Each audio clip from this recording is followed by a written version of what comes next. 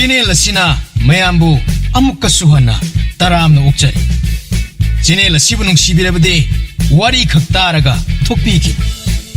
Adom madongi mamal yamlaba khubi sing aduna subscribe amadi notification bell icon adada git launa amuktang nambira.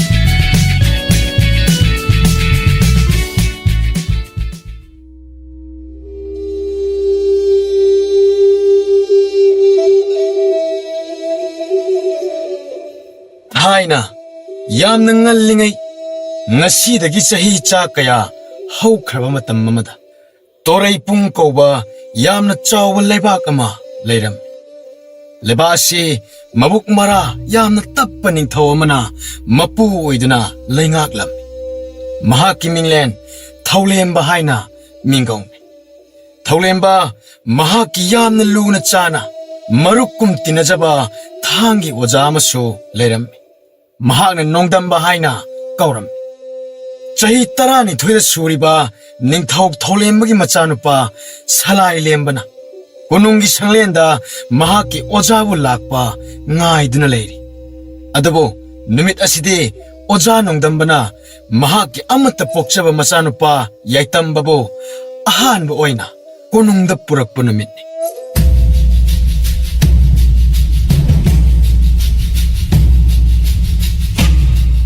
Salai lemba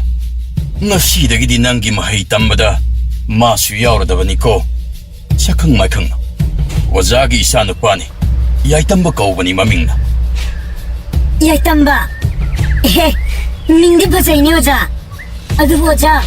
ma aiga punna thangman taminabada lamba bu chanagadra ne ningthaugi macha adudi yenglaga khangadabane nangi thangduna aibu thilakpa matamda aina nanthulabadi aigi pangal uba phangloidrado waga ngangwada yana chakthoknaga ngangine khangi ai sunangbo ojagi machane haiba adubu konung nungsidadi aina taw haiba yade haibada nangi ingadabane inbabudi ingani adubu maram chadrabadi pangya mayabadi ngamloi aidi nangna lana chatpa matamda aina thingba ngamlabadi madune aigi asengba gun aibu tingi khaliro nangije aise hayeng chawraga ningthau mo oini haiba nang khangbra ningthau oiba haibase malengi mapu oibani adubu mapu oiraknabagi yumbi makhongdi aina semgani phambala phamba matamda miyamna nangbu khakta ugani adubu nangi marumdadi aina mamigum sayolaga nangbu lamjing lamtakani mami nabu mibu lamjing lamtakpa yabrane ningthaugi macha Mami laitaba mapudo asengba mapu nate maha aikhoi ani mahi oraiba matamda nangna khulai sing orayo aidi khulai oraiba yauro nangbo ina oraiba gi mahi tamgani oja yaitam asi wangang ba yamna hai oja na tambi bra mahatse aduga aina tawa thabakta mana thingani haribsina karino oja yaitamba karino nangna nganglibadu ningthaugi masagi mamangda adumna ngangba yade haiba khangdabro matungda amuk adumna hanna ngangba yade ko babo ai lanjare matungda mu asigumba wa hajararo larikta yawba khara aina thengarubadagi aina haidoklore babung matungda di haiba yade ko ningthaugi masagi yathangdi kukthakta hapkadaban maduna nangi khwaidagi maru oibana thaudangni ko Salai lemba bu nang na mating panggadabani nang na mau takpigadaba natte khanglabara ahoy babong nacha pumna makhangjare ningthaugi macha warau binu ko ai nangi nating soidana pangani thare didi nang na agi mating pangani harabni na ai thangwan tama matamda nang ai mangga leplaga ai khudai pham lamba oi bataba aduga nang nathukpa ngambra yenglage oja asumna tawba yaba natra Salai lemba mahak sinangi mahi taminagadaba nangi muruk loinine adugu nangna pamlabadi yaitambana khunga kama pairaga nangi lalong lan thingbu thidokpu thingbagi araibu tamba ya ningthaugi macha ai khungak to paige ai bu phuba ngambra yengse phuba natte ai nangbu mai thiba piba hayo tobro nakhoi ani mak wa ngangnaba tobro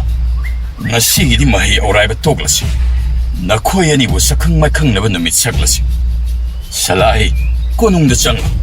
ngasiꯒꯤꯗꯤ ꯂꯦꯞꯂꯁꯤ ꯍꯌꯦꯡꯗꯒꯤ ꯐꯖꯅ ꯍꯧꯔꯁꯤ ꯍꯥꯏꯗꯅ ꯅꯪꯒꯤ ꯏꯄꯥ ꯏꯕꯨꯡꯉꯣꯗ ꯅꯤꯡꯊꯤꯅ ꯍꯥꯏꯔꯣ ꯐꯔꯦ ꯐꯔꯦ ꯐꯔꯦ ꯄꯣꯊꯥꯖꯔꯨꯔꯣ ꯄꯣꯊꯥꯖꯔꯨꯔꯣ ꯌꯥꯏꯇꯝꯕ ꯂꯥꯎ ꯌꯨꯝꯗ ꯍꯜꯂꯁꯤ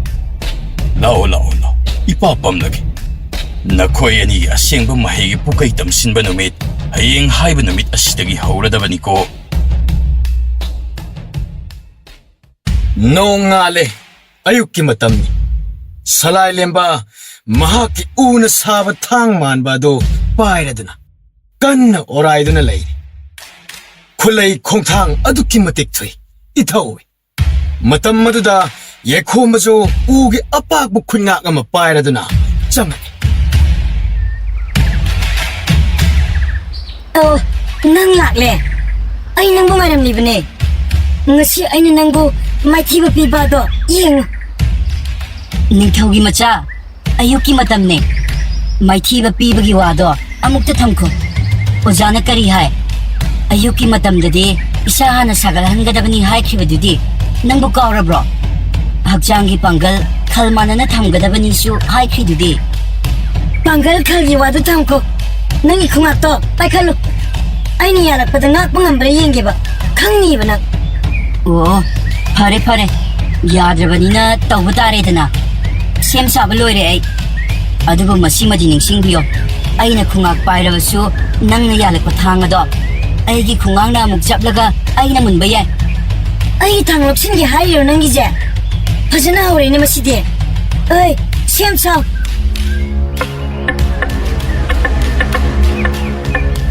ꯑꯦ ꯑꯩꯅ ꯌꯥꯜꯂꯛꯄ ꯊꯥꯡꯕꯨ ꯀꯔꯝꯕꯅ ꯉꯥꯛꯊꯣꯛꯄ ꯉꯝꯂꯤꯕ ꯅꯪꯒꯤ ꯈꯨꯊꯦꯛ ꯌꯥꯡꯉꯦ ꯑꯗꯨꯕꯨ ꯀꯗꯥꯏꯗ ꯅꯪꯅ ꯈꯨꯠ ꯊꯥꯔꯛꯀꯅꯤ ꯍꯥꯏꯕꯗꯤ ꯅꯪꯒꯤ ꯃꯤꯠꯌꯦꯡꯅ ꯇꯥꯛꯊꯣꯛꯆꯩ ꯂꯝꯕꯥꯒꯤ ꯃꯤꯠꯌꯦꯡꯗꯕꯨ ꯀꯨꯞꯅ ꯌꯦꯡꯂꯕꯗꯤ ꯂꯝꯕꯥꯅꯕꯗ ꯂꯥꯏꯅ ꯊꯣꯛꯏ ꯑꯣ ꯃꯤꯠꯌꯦꯡꯅ ꯇꯥꯛꯏ ꯍꯥꯏꯕ ꯃꯗꯨꯒꯤ ꯋꯥꯗꯨꯗꯤ ꯑꯃꯨꯛꯇ ꯈꯪꯗ꯭ꯔꯤ ꯑꯣꯖꯥꯅꯁꯨ ꯇꯥꯛꯇ꯭ꯔꯤ ꯑꯣꯖꯥ ꯌꯥꯏꯇꯝꯕꯅ ꯑꯁꯤꯒꯨꯝꯕꯁꯤ ꯀꯔꯝꯅ ꯈꯪꯂꯝꯂꯤꯕꯅꯣ ꯑꯗꯨꯒ ꯑꯩꯉꯣꯟꯗꯅ ꯇꯥꯛꯄꯤꯗ꯭ꯔꯤꯕꯅ ꯀꯔꯤꯒꯤ ꯁꯂꯥꯏ ꯌꯥꯏꯇꯝꯕꯗꯤ ꯃꯍꯧꯁꯥꯕꯨ ꯌꯥꯝꯅ ꯉꯥꯎꯖꯕꯅꯤ ꯑꯗꯨꯅ ꯃꯍꯥꯛꯅ ꯌꯨꯝꯒꯤ ꯊꯕꯛ ꯏꯪꯈꯥꯡ ꯇꯧꯕ ꯃꯇꯝ ꯂꯧꯕꯨꯛꯇ ꯂꯧꯔꯥꯡ ꯁꯨꯕ ꯆꯠꯄ ꯃꯇꯝꯗ ꯃꯍꯧꯁꯥꯕꯨ ꯀꯨꯞꯅ ꯌꯦꯡꯁꯤꯟꯕꯒꯤ ꯍꯩꯅꯕꯤ ꯂꯩꯖꯕꯅꯤ ꯊꯥꯡꯒꯤ ꯊꯥꯡꯂꯣꯟ ꯍꯥꯏꯕ ꯀꯂꯥꯁꯦ ꯃꯍꯧꯁꯥꯗꯒꯤ ꯂꯥꯛꯄꯅꯤ ꯃꯤꯑꯣꯏꯕ ꯑꯩꯈꯣꯏꯅ ꯑꯃꯨꯛ ꯃꯥꯒꯤ ꯃꯇꯧ ꯇꯝꯕꯅꯤ ꯅꯪꯁꯨ ꯌꯥꯏꯇꯝꯕꯒꯨꯝ ꯍꯩꯅꯤꯡꯕ ꯂꯩꯔꯕꯗꯤ ꯃꯤꯑꯣꯏꯕ ꯑꯩꯈꯣꯏꯗ ꯆꯦꯜꯂꯤꯕ ꯅꯥꯄꯜ ꯍꯥꯏꯕ ꯄꯣꯠꯁꯛ ꯑꯗꯣ ꯃꯗꯨꯕꯨ ꯂꯧꯊꯣꯛꯂꯒ ꯌꯥꯏꯇꯝꯕꯒꯨꯝ ꯇꯝꯁꯤꯟꯕ ꯀꯜꯂꯨ ꯑꯍꯣꯏ ꯑꯣꯖꯥ ꯉꯁꯤꯒꯤ ꯑꯣꯏꯅꯗꯤ ꯑꯩꯁꯨ ꯈꯔ ꯈꯪꯖꯤꯟꯖꯔꯦ ꯍꯌꯦꯡꯗꯒꯤꯗꯤ ꯑꯩ ꯈꯔꯗ ꯑꯣꯏꯔꯁꯨ ꯁꯦꯝꯗꯣꯛꯅꯕ ꯍꯣꯠꯅꯖꯔꯒꯦ ꯑꯣꯖꯥ ꯐꯔꯦ ꯐꯔꯦ ꯉꯁꯤꯒꯤꯗꯤ ꯂꯣꯏꯁꯤꯜꯂꯁꯤꯀꯣ ꯆꯪꯂꯨ ꯆꯪꯂꯨ ꯅꯄꯥꯕꯨꯡꯅ ꯅꯪꯕꯨ ꯈꯧꯔꯥꯡꯅ ꯉꯥꯏꯗꯨꯅ ꯂꯩꯔꯝꯂꯅꯤ ꯌꯥꯏꯇꯝꯕ ꯆꯠꯂꯁꯤ ꯂꯥꯛꯑꯣ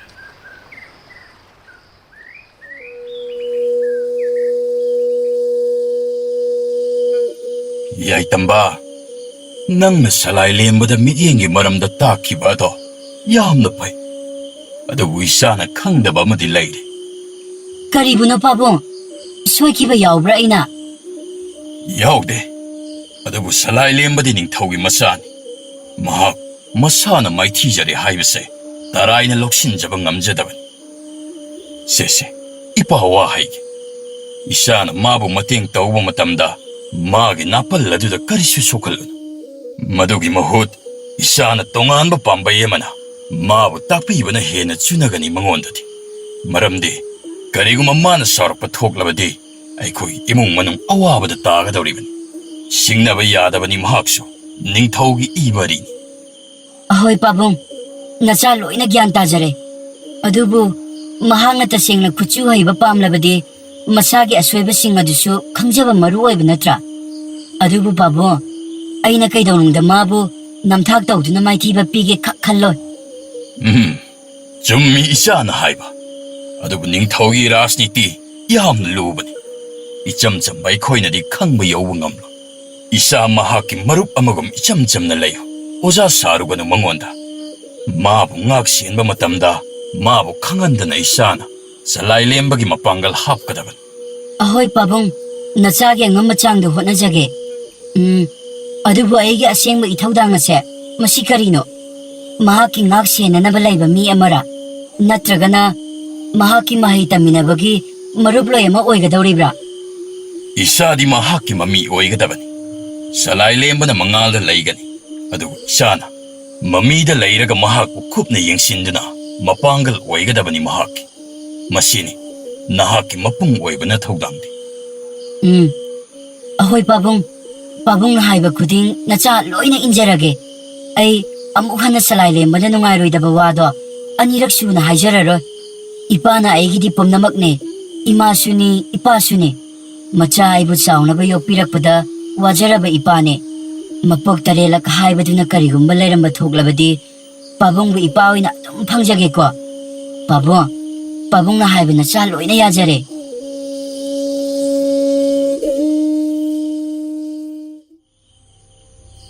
ꯍꯦ, ꯃꯤ ꯁꯨꯔꯕ꯭ꯔꯥ ꯌꯦꯡꯉꯣ. ꯋꯥ ꯉꯥꯡꯕꯗ ꯃꯈꯣꯜ ꯍꯧꯅ ꯊꯣꯛꯍꯟꯕ ꯌꯥꯗꯦ. ꯕꯣꯟꯗꯣ, ꯗꯨꯁꯤ ꯈꯔ ꯂꯧꯊꯣꯛꯎ. ꯃꯩ ꯌꯥꯝ ꯉꯥꯜꯍꯟꯕ ꯌꯥꯗꯦ. ꯃꯨꯁꯤ ꯃꯨꯁꯤ ꯊꯥꯍꯟꯒꯗꯕꯅꯤ. ꯇꯥꯃꯤꯔꯇꯨ, ꯑꯩꯁꯨ ꯌꯧꯁꯤꯜꯂꯛꯑꯦ. ꯍꯦ, ꯇꯞꯅ ꯉꯥꯡꯉꯨꯅ ꯍꯦꯟꯅ ꯑꯆꯧꯕ. ꯅꯈꯣꯡꯗꯣ ꯁꯣꯔꯣ ꯁꯣꯔꯣ ꯇꯧꯔ ꯂꯥꯛꯏꯗꯨꯕꯨ ꯀꯩꯒꯤꯅꯣ? ꯁꯣꯝꯗꯅ ꯑꯩꯈꯣꯏꯅ ꯊꯋꯥꯏ ꯈꯨꯕꯥꯛꯇ ꯃꯤꯍꯨꯜ ꯍꯥꯞꯂꯤ. ꯊꯣꯡꯗꯣ ꯇꯞꯅ ꯂꯣꯟꯁꯤꯜꯂꯨ. ꯄꯣꯅꯥ ꯊꯣꯡꯅꯦ. ꯃꯤ ꯂꯣꯏ ꯁꯨꯅꯔꯦꯀꯣ. ꯌꯥꯔꯦ, ꯍꯧꯔꯁꯦ. ꯍꯥꯊꯨ ꯍꯥꯊꯨ ꯂꯥꯛꯄꯗ ꯇꯧꯔꯤꯅꯦꯍꯦ ꯇꯥꯃꯤꯔꯇꯨ. ꯁꯤ ꯐꯥꯎꯕꯗ ꯅꯨꯄꯤ ꯈꯪꯈꯤꯅꯤꯗꯅ ꯃꯅꯤꯡꯊꯣꯡ ꯐꯥꯎꯗꯣꯛꯂꯒ ꯇꯨꯃꯤꯟ ꯆꯦꯡꯊꯣꯔꯛꯏꯅꯤ. ꯍꯦ, ꯁꯤ ꯌꯧꯔꯗꯤ ꯃꯤ ꯁꯨꯔꯕ ꯅꯠꯇ꯭ꯔꯣ? ꯍꯧꯔꯁꯦ. ꯂꯥꯂꯣꯡ ꯁꯤꯟꯕ ꯇꯥꯃꯤꯔꯇꯨꯅ ꯍꯦꯛꯇ ꯋꯥꯃꯥꯡꯕꯤꯔꯣꯅꯦ. ꯍꯧꯔꯁꯦ. ꯀꯤꯗꯣ, ꯁꯂꯥꯏ ꯂꯦꯝꯕ ꯑꯁꯤ ꯅꯪꯅ ꯁꯨꯝ ꯃꯤꯠꯌꯦꯡꯕꯗ ꯀꯔꯝꯅ ꯎꯏ? ꯀꯔꯤꯕ ꯐꯪꯉꯤ?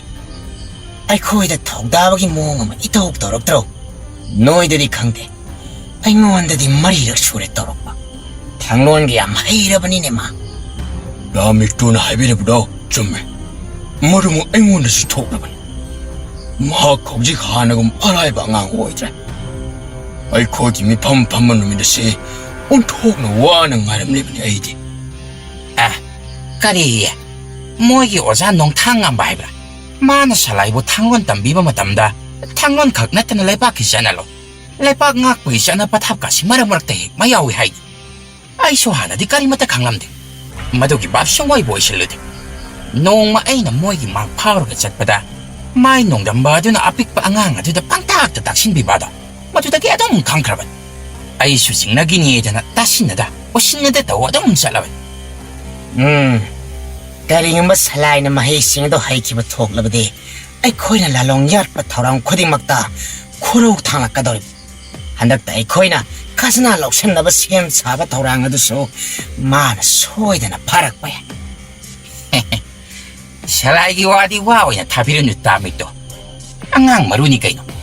ꯃꯔꯨ ꯑꯣꯏꯔꯤꯕꯗꯤ ꯃꯥꯕꯨ ꯇꯥꯛꯄꯤ ꯇꯝꯕꯤꯔꯤꯕ ꯍꯩ ꯑꯄꯥ ꯑꯣꯖꯥꯗꯨꯅꯤꯅꯦ. ꯑꯣꯖꯥꯗꯨꯅ ꯃꯥꯕꯨ ꯃꯤꯌꯥꯝꯒꯤ ꯅꯤꯡꯊꯧ ꯑꯣꯏꯍꯟꯅꯤꯡꯂꯤ. ꯑꯗꯨꯅ ꯃꯥꯅ ꯃꯍꯩ ꯈꯨꯗꯤꯡꯃꯛꯄꯨ ꯇꯥꯛꯄꯤ ꯇꯝꯕꯤꯅꯕ ꯀꯟꯅ ꯍꯣꯠꯅꯔꯤꯕꯅꯤ. ꯃꯁꯥꯗꯒꯤꯁꯨ ꯍꯦꯟꯅ ꯃꯥꯅ ꯂꯨꯅ ꯈꯟꯕꯅꯤ. ꯈꯜꯂꯤ ꯑꯩꯁꯨ ꯎꯔꯦ. ꯇꯧꯕꯒꯤꯕꯨꯗꯤ ꯇꯨꯡꯒꯤ ꯎꯕ ꯉꯝꯕ ꯑꯣꯖꯥ ꯑꯣꯏꯕꯖꯥꯠꯅꯤ. ꯍꯥꯏꯕꯗꯤ ꯁꯂꯥꯏꯅ ꯆꯍꯤ ꯈꯔꯒꯤ ꯃꯇꯨꯡꯗꯗꯤ ꯅꯤꯡꯊꯧ ꯁꯣꯏꯗꯅ ꯑꯣꯏꯔꯛꯀꯗꯕ ꯂꯩꯔꯦꯗꯅ. ꯅꯤꯡꯊꯧꯒꯤ ꯃꯆꯥ ꯑꯅꯤ ꯁꯨꯕꯁꯨ ꯅꯠꯇꯦ. ꯑꯗꯨꯕꯨ ꯑꯩꯈꯣꯏꯅ ꯄꯥꯝꯂꯤꯕ ꯅꯤꯡꯊꯧ ꯃꯑꯣꯡ ꯑꯁꯤꯅ ꯑꯩꯈꯣꯏꯅ ꯂꯝꯖꯤꯡ ꯂꯝꯇꯥꯛꯂꯒ ꯍꯨꯏꯒꯨꯝ ꯀꯣꯏꯆꯤꯡ ꯆꯤꯡꯕ ꯌꯥꯕ ꯅꯤꯡꯊꯧ ꯃꯑꯣꯡ ꯑꯗꯨꯃꯛ. ꯑꯗꯨꯕꯨ ꯅꯝꯗꯅ ꯃꯥꯅ ꯑꯣꯏꯊꯣꯛꯍꯜꯂꯣꯏꯗꯧꯔꯤ. ꯑꯗꯨꯅꯗꯤ ꯑꯩꯈꯣꯏ ꯀꯔꯤ ꯇꯧꯒꯗꯒꯦ ꯍꯧꯖꯤꯛ? ꯁꯂꯥꯏꯕꯨ ꯍꯥꯠꯄꯃꯛ ꯍꯥꯏꯕꯁꯤ ꯈꯔ ꯏꯔꯥꯡ ꯋꯥꯊꯣꯛ ꯆꯥꯎꯔꯛꯀꯗꯕ ꯃꯥꯜꯂꯤ. ꯑꯉꯥꯡ ꯑꯣꯏꯖꯔꯕꯁꯨ ꯃꯤꯌꯥꯝꯅ ꯃꯥꯕꯨ ꯌꯥꯝꯅ ꯌꯥꯕꯅꯤ. ꯃꯩꯁꯤ ꯃꯨꯊꯠꯀꯦ. ꯍꯩꯠ! ꯐꯛ! ꯋꯥꯔꯣꯏꯁꯤꯟ ꯄꯨꯔꯛꯀꯦ. ꯁꯂꯥꯏ ꯂꯦꯝꯕꯕꯨ ꯇꯧꯒꯗꯕ ꯅꯠꯇꯦ. ꯑꯩꯈꯣꯏ ꯃꯌꯥꯝꯕꯨ ꯃꯊꯟꯇꯅ ꯄꯥꯟꯅꯒꯦ ꯈꯟꯅ ꯁꯤꯡꯅꯔꯛꯂꯤꯕ ꯊꯥꯡꯒꯤ ꯑꯣꯖꯥ ꯊꯪꯍꯥꯏ ꯑꯗꯨꯕꯨ ꯍꯥꯟꯅ ꯃꯨꯊꯠꯀꯗꯕꯅꯤ. ꯐꯅ ꯃꯊꯧꯅꯥ ꯂꯩꯕ ꯑꯣꯖꯥꯁꯨ ꯑꯣꯏꯁꯅꯨ. ꯑꯣꯖꯥ ꯈꯨꯗꯤꯡꯃꯛꯀꯤ ꯑꯁꯣꯟꯕꯗꯤ ꯃꯍꯥꯛꯀꯤ ꯃꯍꯩꯔꯣꯏ ꯑꯗꯨꯅꯤ. ꯀꯔꯤꯒꯨꯝꯕ ꯁꯂꯥꯏ ꯂꯦꯝꯕꯅ ꯑꯋꯥꯐꯝꯗ ꯇꯥꯗꯨꯅ ꯂꯩꯕ ꯃꯇꯝꯗ ꯃꯥꯒꯤ ꯑꯣꯖꯥ ꯑꯗꯨꯅ ꯁꯣꯏꯗꯅ ꯃꯍꯥꯛꯄꯨ ꯀꯟꯕ ꯂꯥꯛꯀꯗꯧꯔꯤꯕꯅꯤ. ꯃꯗꯨꯒꯤ ꯈꯨꯗꯣꯡꯆꯥꯕ ꯑꯗꯨꯕꯨ ꯑꯩꯈꯣꯏꯅ ꯂꯧꯔꯒ ꯇꯨꯃꯤꯟꯅ ꯃꯄꯨꯟꯁꯤ ꯑꯗꯨ ꯈꯪꯃꯨꯊꯛꯇ ꯂꯣꯏꯁꯤꯟꯒꯗꯕꯅꯤ. ꯌꯥꯏꯇꯝꯕꯅ ꯀꯝꯗꯧꯕ? ꯃꯍꯥꯛ ꯅꯣꯡꯗꯝꯕꯒꯤ ꯃꯆꯥꯅꯤ. ꯍꯌꯦꯡ ꯆꯥꯎꯔꯛꯂꯒ ꯑꯩꯈꯣꯏꯒꯤ ꯈꯨꯔꯧ ꯑꯣꯏꯔꯛꯂꯣꯏꯗ꯭ꯔꯥ? ꯇꯥꯃꯤꯔꯇꯨ, ꯌꯥꯏꯇꯝꯕꯗꯤ ꯃꯃꯤꯡꯇꯒꯤ ꯃꯆꯥꯅꯤꯅꯦ. ꯃꯥꯅ ꯀꯔꯤꯕꯨ ꯇꯧꯕ ꯉꯝꯂꯛꯀꯗꯧꯔꯤꯒꯦ ꯅꯣꯡꯗꯝꯕ ꯂꯩꯇ꯭ꯔꯕꯗꯤ ꯃꯍꯥꯛ ꯃꯄꯤ ꯃꯄꯥ ꯂꯩꯇ꯭ꯔꯕ ꯍꯨꯏ ꯑꯉꯥꯎꯕꯒꯨꯝ ꯑꯣꯟ ꯆꯠꯀꯗꯧꯔꯤꯕꯅꯤꯅꯦ ꯑꯩꯈꯣꯏꯅ ꯃꯥꯕꯨ ꯂꯥꯏꯅ ꯈꯨꯗꯨꯝ ꯆꯟꯁꯤꯟꯕ ꯉꯝꯒꯅꯤ ꯑꯩꯒꯤ ꯍꯥꯏꯔꯤꯕ ꯊꯧꯔꯥꯡ ꯑꯁꯦ ꯄꯥꯡꯁꯤ ꯇꯥꯝꯕꯤꯗꯨ ꯃꯁꯤꯅ ꯑꯩꯈꯣꯏ ꯄꯨꯝꯅꯃꯛꯀꯤ ꯌꯥꯏꯐꯕ ꯑꯣꯏꯒꯅꯤ ꯅꯣꯡꯗꯝꯕ ꯂꯣꯏꯁꯤꯟꯈꯤꯕ ꯍꯥꯏꯕꯁꯦ ꯁꯂꯥꯏ ꯂꯦꯝꯕꯒꯤ ꯊꯋꯥꯏ ꯂꯣꯏꯁꯤꯟꯈꯤꯕꯒ ꯆꯞ ꯃꯥꯟꯅꯩ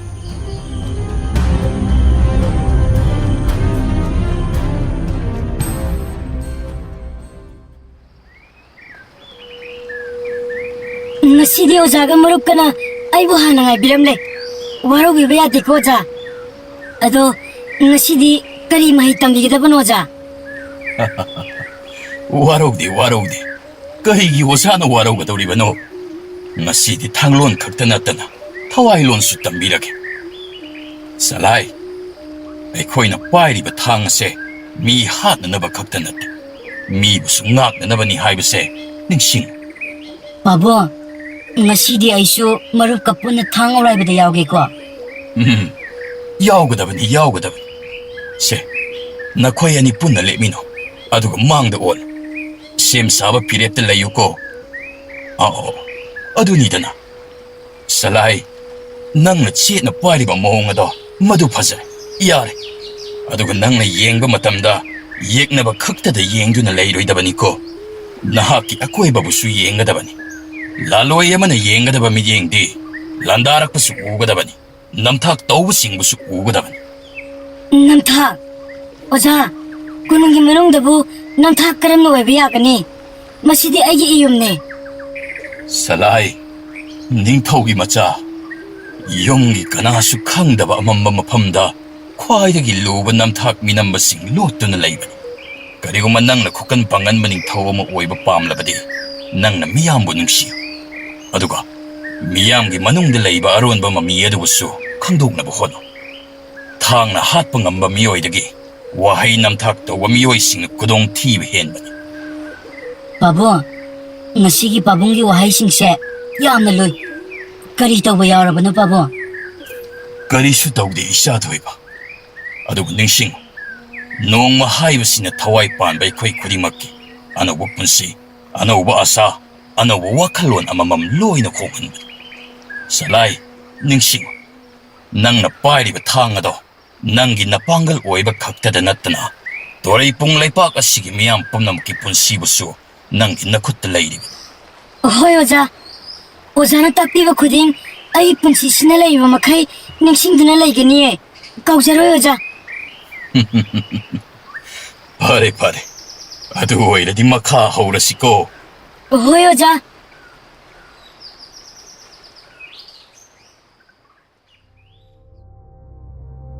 musi ngana budongi thongmai ama thali oja nongdamba phaksang ama tharadna magi thang adabo thau taidna ningthina takthok nanthokle yaitamba chakhum chak thongduna leini mapa macha ani ta leijaba yum madu kayagi matik ing chikliba babung chakti loire ngasidi babung na yamna pamjaba uti do nungdang oirabasu oina adum thonglabane ꯏꯁꯥꯗꯅꯤ ꯉꯁꯤꯗꯤ ꯅꯨꯡꯉꯥꯏꯕ ꯉꯥꯛꯇ ꯃꯍꯩ ꯇꯝꯐꯝꯗꯁꯨ ꯁꯂꯥꯏ ꯂꯦꯝꯕꯅ ꯄꯨꯛꯅꯤꯡ ꯆꯪꯅ ꯍꯣꯠꯅꯖꯕ ꯑꯗꯣ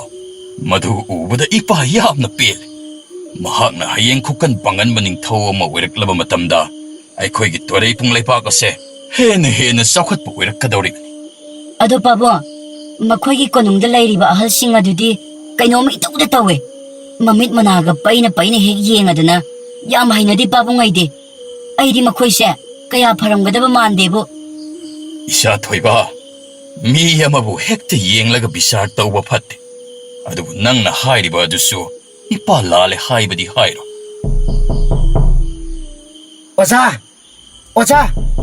oja nongdamba mapanunda thopiro kitang thopiro oja ꯅꯈꯣꯏꯗꯤ ꯀꯅꯥꯅꯣ ꯀꯔꯤ ꯇꯧꯕ ꯌꯥꯎꯔꯦ ꯑꯩꯈꯣꯏ ꯁꯂꯥꯏ ꯂꯦꯝꯕꯕꯨ ꯉꯥꯛ ꯁꯦꯟꯅꯕ ꯂꯩꯕ ꯃꯤꯑꯣꯏꯁꯤꯡꯅꯤ oja yamna khudongthiba ama thokle salai lembu maikhum upa mioi kharana namthak tawduna oja ching lambiromda pharaga pura chakre kare salai lembabu pharaga puraga satkre ꯃꯗꯨꯕꯨ ꯀꯔꯝꯅ ꯑꯣꯏꯊꯣꯛꯄ ꯌꯥꯒꯅꯤ ꯍꯨ ꯆꯦꯟꯕ ꯇꯦꯟꯗꯩꯁꯤꯡ ꯀꯥꯞꯁꯤꯜꯂꯛꯂꯒ ꯉꯥꯛ ꯁꯦꯟꯕ ꯃꯤꯑꯣꯏꯁꯤꯡꯕꯨ ꯇꯨꯝꯅ ꯍꯥꯠꯇꯣꯛꯈ꯭ꯔꯦ ꯑꯣꯖꯥ ꯑꯣꯖꯥ ꯅꯠꯇꯅ ꯃꯥꯕꯨ ꯀꯟꯕ ꯉꯝꯒꯗꯕ ꯀꯅꯥꯁꯨ ꯂꯩꯇꯦ ꯑꯩꯈꯣꯏꯒꯤ ꯂꯩꯕꯥꯛ ꯑꯁꯤ ꯂꯥꯟꯗꯅ ꯄꯣꯛꯈꯤꯗ꯭ꯔꯤꯉꯩ ꯑꯃꯨꯛꯇ ꯀꯜꯍꯧꯁꯤ ꯑꯣꯖꯥ ꯈꯤꯇꯪ ꯊꯨꯅ ꯂꯥꯛꯄꯤꯌꯨ ꯑꯣꯖꯥ ꯏꯆꯥ ꯊꯣꯏꯕ ꯆꯥꯛꯇꯣ ꯊꯝꯂꯣ ꯏꯄꯥ ꯀꯣꯟꯅ ꯆꯥꯔꯒꯦ ꯏꯄꯥ ꯆꯠꯇꯕ ꯌꯥꯔꯔꯣꯏ ꯁꯂꯥꯏ ꯂꯦꯝꯕꯒꯤ ꯄꯨꯟꯁꯤ ꯀꯟꯗꯕ ꯌꯥꯗꯦ ꯑꯩ ꯊꯤꯟꯊꯕ ꯇꯧꯔꯔꯣꯏ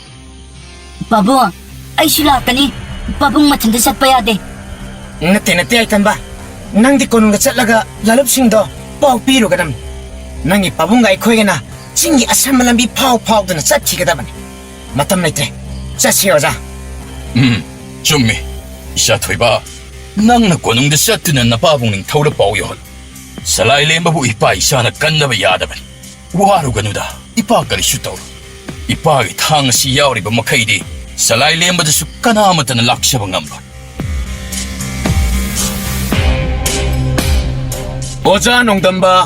ꯂꯥꯛꯂꯤꯕ ꯃꯤꯑꯣꯏ ꯑꯅꯤ ꯑꯗꯨꯒ ꯄꯨꯟꯅ ꯎꯃꯪꯒꯤ ꯑꯃꯝꯕ ꯂꯝꯕꯤꯔꯣꯝꯗ ꯌꯥꯡꯅ ꯆꯠꯈ꯭ꯔꯦ ꯌꯥꯏꯇꯝꯕ ꯊꯣꯡꯒꯥꯜꯗ ꯂꯦꯞꯇꯨꯅ ꯂꯩꯍꯧꯏ ꯑꯗꯨꯕꯨ ꯃꯍꯥꯛꯀꯤ ꯄꯨꯛꯅꯤꯡꯗꯗꯤ ꯀꯔꯤꯒꯨꯝꯕ ꯑꯔꯥꯟꯕ ꯑꯃ ꯂꯩꯕꯒꯨꯝ ꯆꯤꯡꯅꯕ ꯐꯥꯎꯗꯨꯅ ꯂꯩꯍꯧꯏ ꯎꯃꯪꯒꯤ ꯑꯁꯨꯛꯄ ꯂꯝꯕꯦꯜ ꯐꯥꯎꯗꯨꯅ ꯂꯥꯛꯏ ꯑꯣꯖꯥ ꯅꯣꯡꯗꯝꯕ ꯈꯔꯗꯤ ꯑꯗꯨꯃꯛ ꯑꯀꯤꯕ ꯐꯥꯎꯏ ꯑꯗꯨꯕꯨ ꯃꯁꯤꯗꯤ ꯃꯍꯥꯛꯀꯤ ꯂꯅꯥꯏ ꯄꯨꯟꯁꯤꯒꯤꯗꯃꯛ ꯅꯠꯇꯅ ꯁꯂꯥꯏ ꯂꯦꯝꯕ ꯃꯍꯥꯛꯀꯤꯗꯃꯛꯅꯤ ꯃꯌꯥꯝ ꯈꯔ ꯌꯥꯡꯁꯤ ꯁꯂꯥꯏ ꯂꯦꯝꯕꯗ ꯀꯔꯤꯒꯨꯝꯕ ꯈꯨꯗꯣꯡꯊꯤꯕ ꯊꯣꯛꯂꯕꯗꯤ ꯏꯅꯤꯡꯊꯧꯒꯤ ꯃꯥꯡꯗ ꯑꯩꯒꯤ ꯁꯛ ꯑꯁꯦ ꯑꯃꯨꯛ ꯍꯟꯅ ꯎꯠꯄ ꯉꯝꯕ ꯃꯍꯥꯛ ꯎꯃꯪ ꯑꯁꯤ ꯐꯥꯎꯗꯨꯅ ꯄꯨꯈ꯭ꯔꯦ ꯍꯥꯏꯕꯁꯤꯗꯤ ꯆꯨꯝꯗꯤ ꯆꯨꯝꯂꯦꯀꯣ ꯆꯨꯝꯂꯦ ꯑꯣꯖꯥ ꯃꯈꯣꯏꯅ ꯁꯂꯥꯏꯕꯨ ꯊꯧꯔꯤꯅ ꯄꯨꯟꯁꯤꯟꯗꯨꯅ ꯁꯒꯣꯜ ꯍꯥꯞꯀꯠꯂꯒ ꯄꯨꯔꯒ ꯆꯠꯈ꯭ꯔꯕꯅꯤ ꯑꯣꯖꯥ ꯑꯩꯈꯣꯏꯅ ꯑꯁꯝꯕ ꯂꯝꯕꯦꯟꯗ ꯂꯣꯠꯇꯨꯅ ꯂꯥꯛꯄ ꯑꯁꯦ ꯃꯁꯤꯅ ꯃꯐꯔꯕꯅꯤ ꯃꯈꯣꯏ ꯃꯤ ꯌꯥꯝꯈꯤꯕꯅꯤ ꯑꯣꯖꯥ ꯑꯩꯈꯣꯏꯅ ꯍꯟꯅ ꯇꯥꯟꯅꯔꯛꯀꯅꯤ ꯍꯥꯏꯕ ꯃꯈꯣꯏ ꯁꯣꯏꯗꯅ ꯈꯪꯂꯝꯒꯅꯤ ꯑꯗꯨꯅ ꯃꯈꯣꯏ ꯈꯔ ꯂꯝꯕꯤꯗ ꯊꯠꯇꯨꯅ ꯉꯥꯏꯔꯝꯕꯁꯨ ꯌꯥꯔꯦ ꯑꯣꯖꯥ ꯈꯔ ꯊꯨꯅ ꯆꯠꯁꯤ ꯁꯂꯥꯏ ꯂꯦꯝꯕ ꯅꯪ ꯀꯔꯤꯁꯨ ꯋꯥꯔꯨꯒꯅꯨꯀꯣ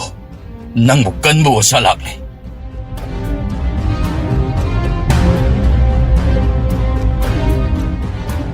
ꯃꯈꯣꯏ ꯑꯁꯨꯝ ꯎꯃꯪꯒꯤ ꯃꯅꯨꯡ ꯍꯨꯠꯅ ꯆꯪꯁꯤꯜꯂꯛꯄ ꯂꯦꯞꯇꯦ ꯑꯁꯨꯝ ꯁꯥꯡꯅ ꯆꯪꯂꯛꯄꯅ ꯃꯐꯝ ꯑꯗꯨ ꯍꯧꯖꯤꯛꯇꯤ ꯏꯆꯤꯛ ꯆꯤꯛꯂꯦ ꯍꯔꯤꯡ ꯅꯣꯡꯅꯥꯡ ꯇꯤꯟꯁꯤꯡꯒꯤ ꯈꯣꯟꯖꯦꯜ ꯈꯛꯇ ꯃꯉꯥꯏ ꯑꯣꯖꯥ ꯅꯣꯡꯗꯝꯕ ꯄꯨꯛꯅꯤꯡꯗ ꯋꯥꯈꯜ ꯃꯋꯣꯟ ꯈꯜꯂꯛꯂꯗꯨꯅ ꯃꯥꯅ ꯄꯥꯏꯔꯤꯕ ꯊꯥꯡ ꯑꯗꯨꯗ ꯃꯨꯟꯅ ꯌꯦꯡꯂꯤ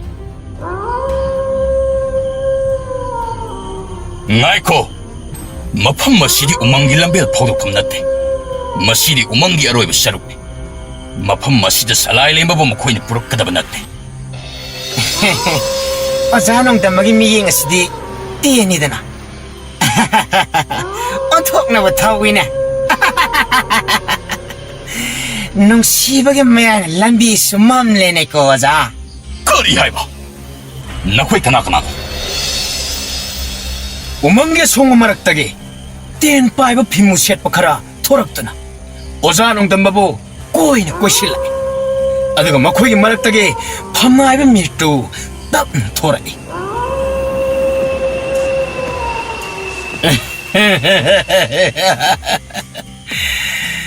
ꯑꯣꯖꯥꯅ ꯁꯂꯥꯏ ꯂꯦꯝꯕ ꯅꯨꯡꯁꯤꯕ ꯑꯁꯤ ꯅꯨꯡꯁꯤꯗꯀꯣ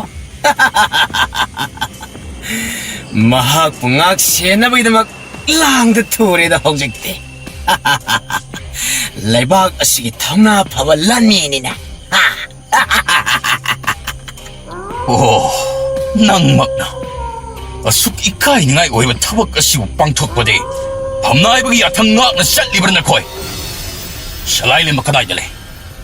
ꯁꯂꯥꯏ ꯂꯦꯝꯕꯗꯤ ꯀꯣꯅꯨꯡꯗ ꯄꯣꯊꯥꯗꯅ ꯅꯨꯡꯉꯥꯏꯅ ꯂꯩꯍꯧꯏ ꯃꯍꯥꯛꯄꯨ ꯀꯅꯥꯅꯁꯨ ꯐꯥꯕ ꯄꯨꯟꯕ ꯃꯇꯤꯛ ꯅꯠꯇꯦ ꯅꯪꯅ ꯃꯔꯝ ꯑꯣꯏꯔꯒ ꯀꯣꯅꯨꯡꯒꯤ ꯐꯝꯅꯥꯏꯕꯁꯤꯡ ꯋꯥꯈꯜ ꯂꯩꯇꯥꯔꯣꯏꯗꯧꯅꯤ ꯑꯗꯨꯅ ꯉꯁꯤꯗꯒꯤꯗꯤ ꯍꯥꯏꯅꯝ ꯂꯩꯅꯝ ꯃꯔꯛꯇ ꯇꯤꯜꯂꯗꯕꯅꯤ ꯑꯣꯖꯥ ꯅꯪ 이야 럭두너브 너코이나 남탁 떠오르가 이보 핫바디 나팅 나때 나하자오바 낭시 아이먹나 핵나 컷바이는 뭐 하이딴 비키버니까 나학디 까오라 보이다 나하자오 아마디 마기 랄로이 꾼꾼차나 오자 농담바보 꼬신두나 레이 오자 마탄따 레이자라버소 마학 마사다 아기바 마칫 아마따 우버 방대 랄로이 망아 따룩나 뿐 오자보 란팅나바 호래 아드보 오자기 탕레이 쿨레이 아두기 마틱 사토우바 하이브드니 탕 기자고 샤락두나 구닥다 랄로이 말이 레마이드 뚜기바 강호우대 나 하자와 낭나 샤나 랄로이 먹이 이까이 컵나보 망한자 멍나 시드 낭나 란봉 어톡두나 낭나 랄로이 마야맘 콤질러가 아맘바 마라까 시드 낭부 핵딱 비단 미립 오자 아마보 핫가다버기 톡신바 시디 뻥다바 먹이 맞다오네 이야 이까이 겁나보나 아이브닝 타고 헬락가다발라이때 오자 낭나 시르바다다 아이기 본식을 람비쇼 당당볼 람비마 마이키 생락가다오리베 아이 나 거기 보는 상실로 랄로이싱 뿐 아무것도 장친드나 란다바 호래 오자농담바소 마용 파는 미야마다보 란팅나네 아도 마하키 사히에드는 마람 모아라가 마사다 아와바 쪽타바 포락네 마랭바나마디 마쿠봄다 아속보 역실락네 란팅나리바 미쿠빠드다 나하자오바나 오자보 구동짜바 라우나나바 안나 호네 아도 마하키 오자 오이바나 망오이는 핵 람바나바기 통나디 레이람데 오자나 랄로이마 불러 신나부 호나랭에 미국 아마다 마두기 딴자 알라오라가 나하 자오번 오자보 뚱덕이 후따이라바 탕 마짜마나 강텐 텐진기 오자 쿠군타기 후기 마야이는 마사뿐마 산도락두나 마사도 랭방암키 마밋 마싱마랑 우레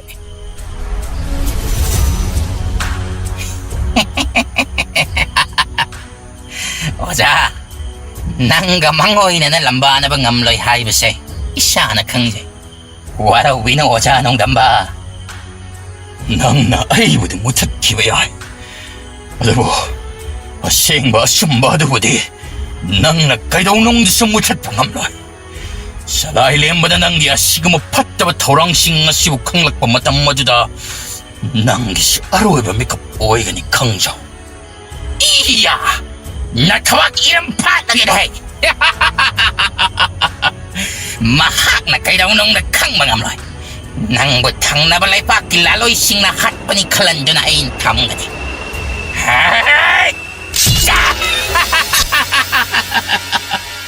Sat loko oja nangay na po tabiro oja 나하 자와마데 마기 강부싱 구담 쌍담 아마따 방다나바 오자 농담먹이 아시브 학장보 나락 몽총 아마다 찡신드나 탐람라가 싼그래 우망나도 하우직디 뽕찍 찍네 아라빠득이 야이땀먹이 컨제할 따라해 마이라 아마 빠이라드나 마빠보 티발라게 람비데 이 카라따보 오라이 마두 우브데 야이땀바 미훌 쫑바 아숨헬 나락 싱락 하봉 몽송 하이독하이독드나 잉라이 까이네 탕다 이나 뿡럽뿡럽드나 마빠는 레마이다 따드나 레람바도 탱나 마빠보 마땀박다 꼰카째 마미따 이라 찌엘라바 야이땀바나 Babong, kayo birabagi. Si, Babong, mitpango. Midamugtapango, Babong. 이파게 야이탕 봐 Babong, si Tauroy, wag no, Babong. Babong mo na mamay ba, mada, pudi na sat kinasana. Kana-kana no, Babong da, asam na pata na to bilam liba, sibo. Babong, 살라일레 마수 그동 TV다 따라브라 이파기 야이탕 봐 못났다 살라일렘바 덱다 가이드는 레이리 마시디 아이고 마코이나 마나라가 록두나바니 아이고 남도 학다오네 바보 나사다 하이비요 바보 살라일레 바나로 나테 살라일렘바기 마라 그리슬레이테 망원은 찡나그나 막 닝티는 악신비요 머시기 남탁 토랑 봄나먹었어 고놈들이 낙발이 밤나이바 밀두 어머디 나 하자와 막 코에 니를 럭두나버니 Kari haiba. Pamai ba mitu mahak na. Kari kita upapong bo. makoina dore bungle pak sibo mahan na pamali siya ba salay ba ning tinang aksinbiyo mahak na lepak asiki asani se ipagitang se nanggin narup salay lembat sinaw ayo mahaki oja na mabo yam na tajabat tammihay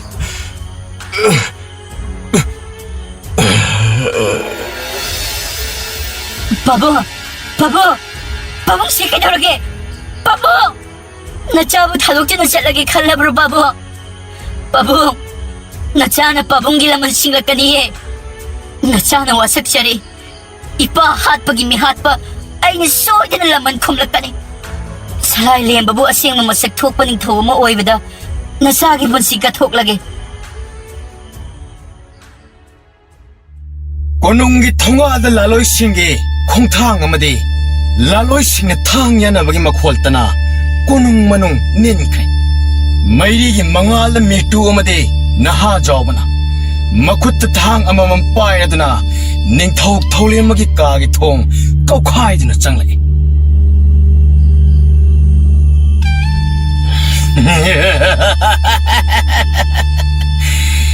ning thok thanglemba Nanggi toripung ahing sina loy kibada adamak loy kragani nang ngak siele wala loy sing hojik ti ay gi makha loy na leire Nanggi khwaidagi thajaba oja nongdam babusu ai khoi lambida ayat apan khurau thanglak tanaba hainam leinam marakta tilan krabat Hojik nanggi saruk amuk thangba tare dana Nam thak togduna lebak mun bahai ba si thangna phabagi maminatte Mito aina asuk thajaba phangai ba nang makna ai mayok ta tawba Wa yam nangang gano Torai pung lebak hojik ti ai gi oirabani Se asida nasane ana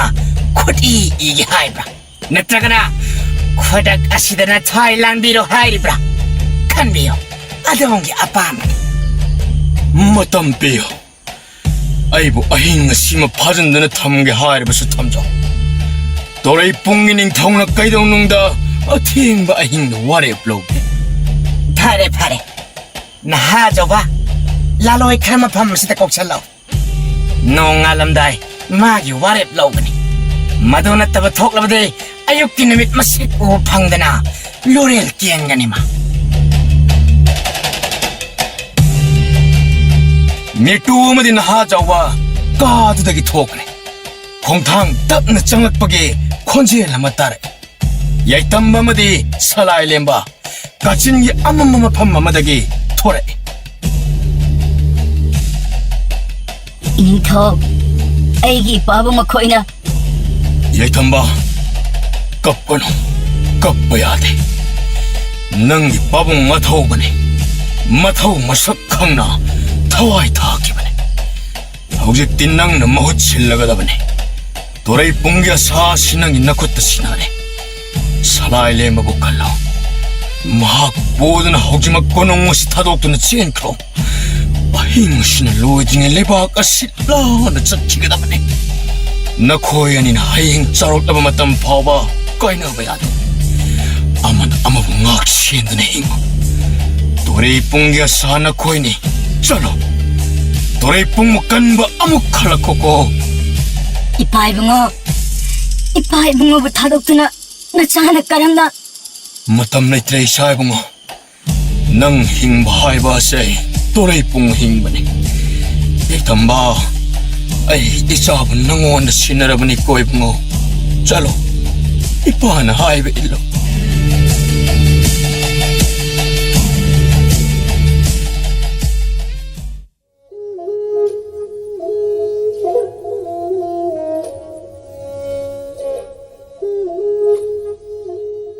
농자비 kayana sana machugum langna ngana thoiriba matamne numin mayum changjingai matam umang amagi manungda yaitamba made salai lemba thanggi thanglon thangkhal suna auraidna leiri hojikti marup animak sakma lemanaba masamo lemphana chawba sare pharakle chahi kunga manga hairakle oja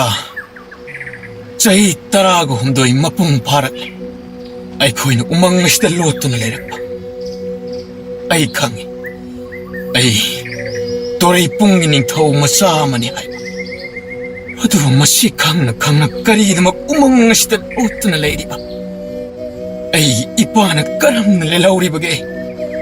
Nanggi ipa ibungo mahak konungda lehoy. Ining thong mahak na nangbu kannanaba aibu thajaba thambani.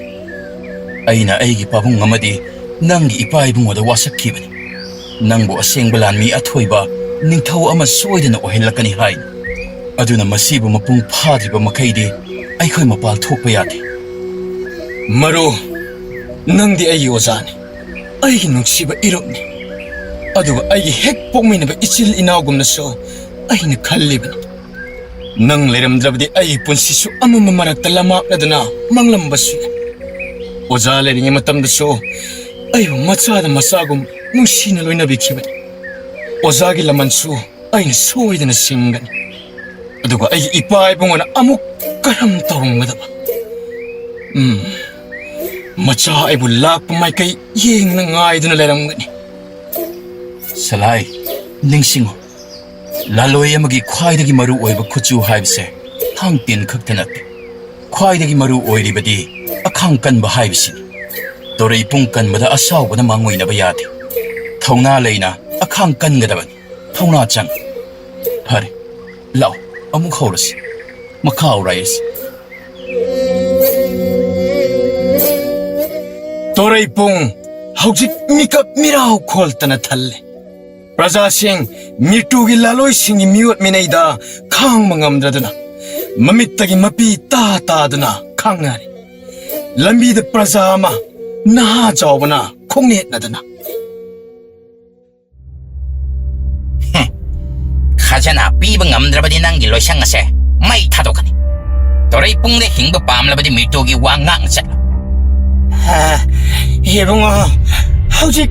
aikhoi leibaki prajasing chaningai thaningai yamna wari ni thok tholembagi matamdadi asumna thokpa ase thoklamde ai thauglembagi maming karigi palliba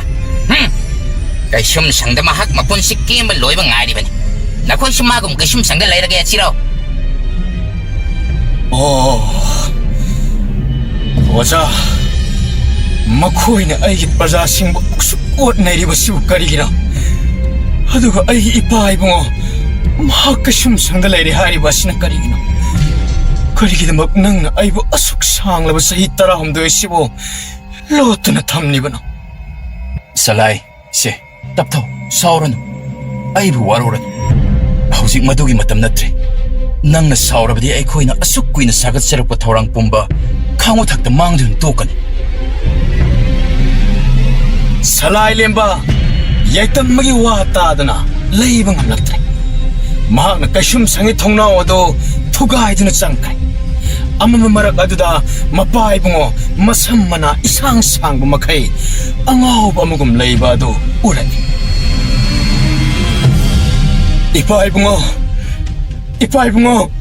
ai lakle nangi na sa salai lemba lakle ipai bungo Isai bungo nang masum lakpa yade mitu na nang buurabade mahak aigi thengnaba mikup tamagi aroi punsigi soro honba namit uiga doribani ipai bungo na asum na wana lenu punsi mahinga si ubada nasagi thamoi maigum na chaglene torai pung lebaki praja singi milugi pirang nachana soidana laman khumna ikai khumna gani Salai lao chalasi laloi sing lagle aikhoi set na nabto rosilo laman khumbagi poram narup ay na niktina poram yat ka ni. Ining thaw ibungo, nasa ay ko'y na ining thaw ibungo bu suway na kan gani. Mase, ay lengdra ba wasak ni. laloi singlak pagi khonjel tarai salai lemba mahaki mapai bungo hanna hanna yingjaraga mapi taithok laga yaitam maga loinana mafam mado thadok tuna chatkhe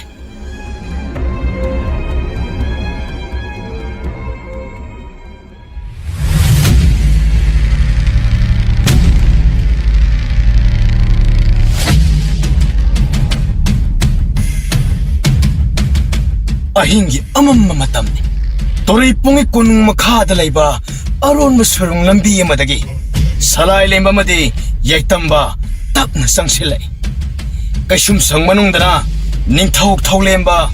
yolin makhong mukhut loina punsinduna thamni salai lembana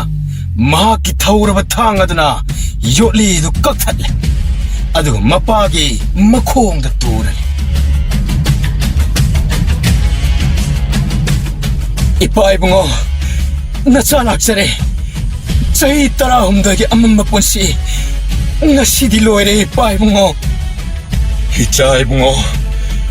nang lami gi pijol sietna tangsang paidna lakpa uba se ipa gi ponsi kwai digi chaw mangla damani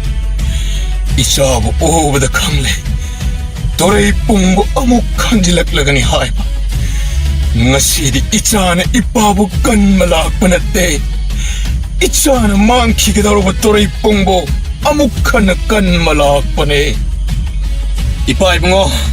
torai pung amukhana hingalan gani phatraba metu gi chana kangun ngasina aroibo oirabani yaitamba nangna aibu maithiba piba ngamgani khallibro pangdaba mirotpana khoina bu kari tawjaba ngamgani haibage Nahazawa, nang na aigi ipabu nang thak tawdun hatkibni. Ngasidi aigi tangsang ngasina nangbu matuk kaktuna ipa hatpagi laman singlagani. Ay!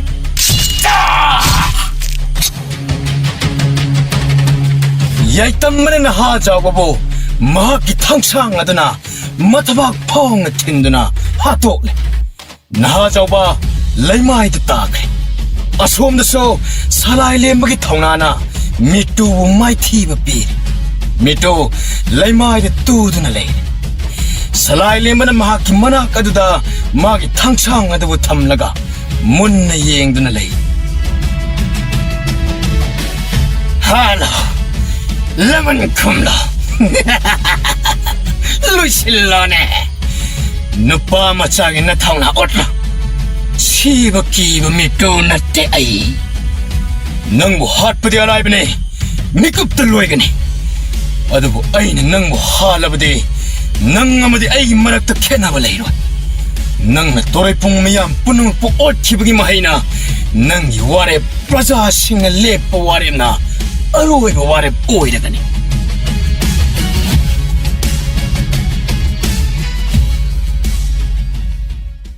mathangni numini torai pungi konungdani praja miyam singado tuminna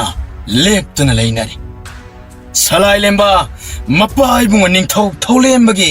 mahut sinduna ano ningthau khubam phamnabagi damak lengthore adubu salai lemba hekta khubam maduda phamthade mayam singa leiriba maikai aduda hana wasilai aduga makhut ani lonaraduna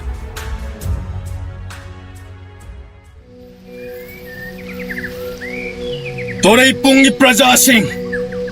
ngasi aina khubam masida phamdringai mangoinana aigi pungning warol kharadang thamjage madude aina miyam gi mangda sum ngasi leplari ba se masibu yohan birakpada aigi thawai dagi su hena chena lumna lachaba aigi thawai ani khake wari tamjaramge ahan bada aigi oja nongdamba mahakna aigi punsigidamak kathokpirakpa khudeng aigi punsi sina leiriba makhai kawba ngamloi ningsingduna leigani aibu ikut paiduna machagum mahaki araiba thongna maroksing mahi puthokduna aibu lamjing lamtak pirakpani ꯆꯍꯤ ꯈꯨꯗꯤꯡ ꯂꯥꯛꯄꯗ ꯑꯩꯒꯤ ꯑꯣꯖꯥꯒꯤ ꯅꯤꯡꯁꯤꯡ ꯅꯨꯃꯤꯠ ꯇꯣꯔꯩ ꯄꯨꯡꯅ ꯄꯥꯂꯟ ꯇꯧꯗꯨꯅ ꯏꯀꯥꯏ ꯈꯨꯝꯅꯕ ꯎꯠꯇꯨꯅ ꯅꯤꯡꯁꯤꯡꯗꯨꯅ ꯂꯩꯍꯧꯒꯅꯤ ꯑꯗꯨꯒ ꯌꯥꯏꯇꯝꯕ ꯃꯍꯥꯛꯅ ꯑꯩꯒꯤꯗꯤ ꯏꯔꯨꯞꯁꯨꯅꯤ ꯑꯣꯖꯥꯁꯨꯅꯤ ꯑꯩꯒꯤ ꯍꯦꯛ ꯄꯣꯛꯃꯤꯟꯅꯕ ꯏꯆꯤꯜ ꯏꯅꯥꯎꯁꯨꯅꯤ ꯑꯁꯨꯛ ꯁꯥꯡꯂꯕ ꯆꯍꯤ 17 ꯑꯁꯤ ꯃꯍꯥꯛꯅ ꯑꯩꯕꯨ ꯃꯁꯤꯒꯤ ꯐꯤꯕꯝ ꯑꯁꯤꯗ ꯂꯦꯞꯅꯅꯕꯒꯤ ꯃꯪꯂꯥꯟ ꯀꯌꯥꯒ ꯂꯣꯏꯅꯅ ꯑꯁꯨꯛꯄ ꯎꯃꯪ ꯀꯌꯥꯗ ꯑꯃꯝꯕ ꯁꯨꯔꯨꯡ ꯀꯌꯥꯗ ꯑꯩꯕꯨ ꯊꯧꯅꯥ ꯍꯥꯞꯂꯒ ꯊꯥꯡꯒꯤ ꯊꯥꯡꯂꯣꯟ ꯊꯥꯡꯈꯜ ꯁꯨꯅ ꯇꯥꯛꯄꯤ ꯇꯝꯕꯤꯔꯛꯄꯅꯤ ꯂꯥꯟꯒꯤ ꯄꯣꯔꯝ ꯃꯍꯩꯒꯤ ꯄꯣꯔꯝ ꯈꯨꯗꯤꯡꯃꯛ ꯃꯍꯥꯛꯅ ꯁꯤꯟꯕꯤꯕ ꯉꯥꯛꯇꯅꯤ ꯃꯍꯥꯛꯅ ꯑꯩꯒꯤꯗꯤ ꯈ꯭ꯋꯥꯏꯗꯒꯤ ꯑꯊꯣꯏꯕ ꯊꯧꯅꯥꯅꯤ